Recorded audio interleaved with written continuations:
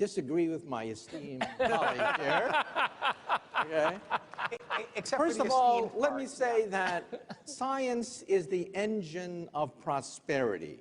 From steam power to electricity to the laser to the transistor to the computer. That's not true. We're talking about, hey, can I have my, Sure.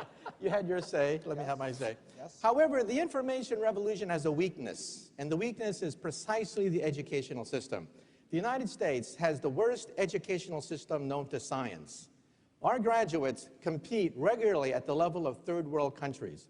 So how come the scientific establishment of the United States doesn't collapse? If we're producing a generation of dummies, if the stupid index of America keeps rising every year, just watch network television and reality shows, right? How come the scientific establishment of the United States doesn't collapse? Let me tell you something. Some of you may not know this. America has a secret weapon. That secret weapon is the H1B. Without the H1B, the scientific establishment of this country would collapse. Forget about Google. Forget about Silicon Valley. There would be no Silicon Valley without the H1B. And you know what the H1B is? It's the genius visa, okay? You realize that in the United States, 50% of all PhD candidates are foreign-born. At my system, one of the biggest in the United States, 100% of the PhD candidates are foreign-born. The United States is a magnet sucking up all the brains of the world, but now the brains are going back. Right. They're going back to China. They're going back to India. And people are saying, oh my God, there's a Silicon Valley in India now. Oh my God, there's a Silicon Valley in China. Duh. Where did it come from? It came from the United States. So don't tell me that science isn't the engine of prosperity. You remove the H1B visa and you collapse the economy. In Wall Street Journal, editorialized against a congressman who wanted to ban the H1B, saying they'll take jobs away from the American people. The Wall Street Journal said, look, there are no Americans who can take these jobs. These are at the highest level of high technology. They don't take away jobs from Americans. They create entire industries. And so that's why we have an Achilles heel, and that's the educational system.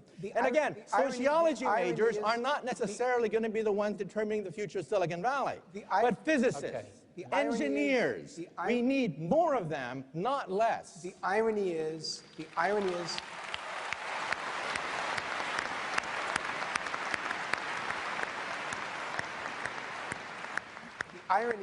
I agree with the immigration issues, what you're saying, and I'm at a school, of course, and Peter's a graduate of a school where indeed immigration. Your school wouldn't exist without the H1B. Of course, but I'm not. We've got to get back to the future of business. But hold on a second. I'm not.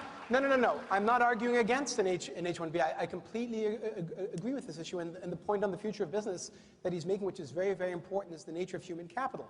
What is misunderstood here is, again, how poorly run schools are. MIT is a notable exception in this regard. His school is not, because what happens is they run in these introductory science and engineering classes at Illinois and Wisconsin and Michigan. They run freshman and sophomore years as flunk-out operations. They run it as a boot camp, and then people are surprised that people don't take science, that they don't take the STEM courses.